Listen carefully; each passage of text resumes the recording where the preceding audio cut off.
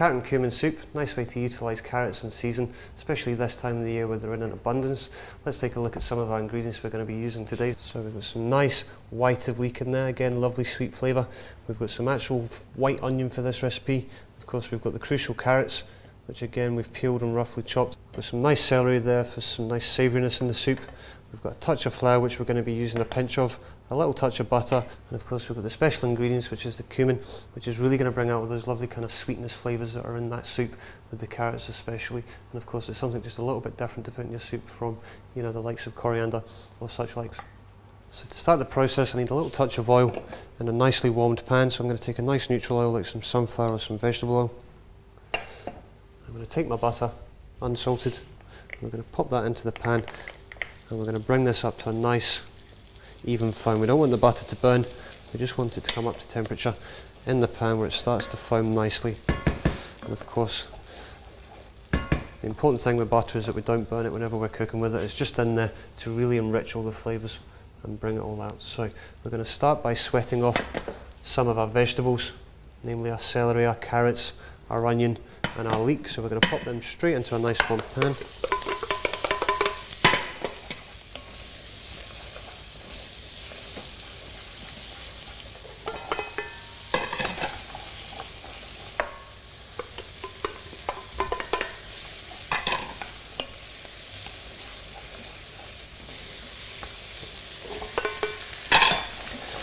And at this stage we're really releasing all the flavours that are going to come out in that soup, really extracting that sweetness, because as we sweat them off we're reducing the water that's in the vegetable, and of course we're getting to all the sugar that's in those leeks and especially those carrots, and really hyphenating the flavours later on. So while they're just sweating away nicely, we're going to move on and we're just going to quickly have a look at the garlic that we're going to add into the soup when the vegetables are ready.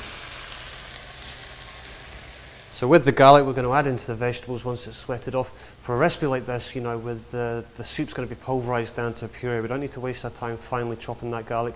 And again, you know, we want those flavours to very slowly absorb through the cooking process. So all I like to do with the garlic at this stage is just take my whole peel clove, the back of my knife, and just give it a quick dunt on the chopping board. And that always bruises and bashes some of that flavour out, so that when we put it into the soup, we're going to get that slow kind of emulsification of the flavour going through the soup. And then we're going to pop our garlic into the sweated vegetables.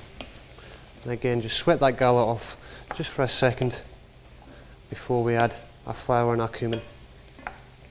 So of course a lot of people are kind of perturbed by using garlic in their food. You know, with this soup I keep describing it as being a tremendously sweet soup, but with the garlic in there it really is going to help bring it back to a kind of savoury note for us. So that's the kind of main emphasis of putting garlic in this soup. So our vegetables now, they're nice and soft, starting to come down. Last two ingredients, pinch of flour, and all the flour is going to do for us is just absorb any of the excess fat that's in there from the butter and the oil, and just help stop it forming a film on top of the soup for us. And we're going to get that cumin into the pan as well at this stage, just for a second, just to start releasing some of the natural oils and flavours that's in that cumin. And as soon as you add that cumin, you get this wonderful burst of flavour that comes off the pan. And then once we've stirred all the cumin and flour through the vegetables, we can add our vegetable stock, and you could use chicken stock. I prefer vegetable stock. You know, it's a safer option, especially if you're cooking for people coming around in case any vegetarians turn up last minute unannounced. And all we're going to do to this soup now is we're going to have a quick taste, check the seasoning, and then we're going to simmer it away for around about 25 minutes, half an hour, until our carrots are all cooked, and then we can pulverise it down to a nice smooth puree again. So a tiny little pinch of salt, a twist of black pepper,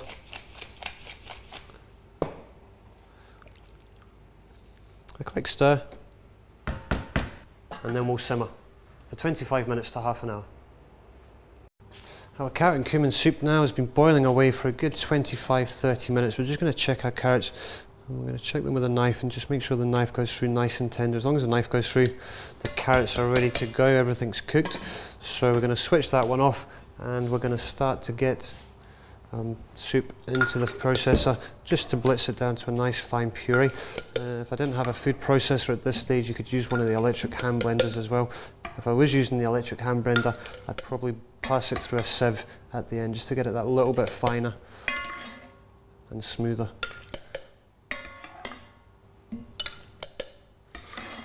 3/4 fill the food processor. I never fill these up all the way. You fill them up all the way, you're guaranteed to end up with a big mess at the end. pop a lid on, I'm going to pop on a machine, I'm going to switch her on.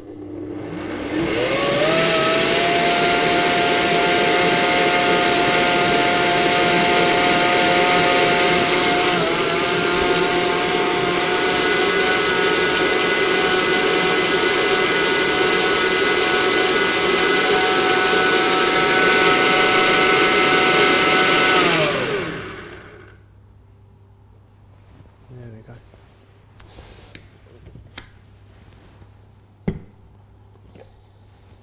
There we go, we've got a nice, smooth, pureed soup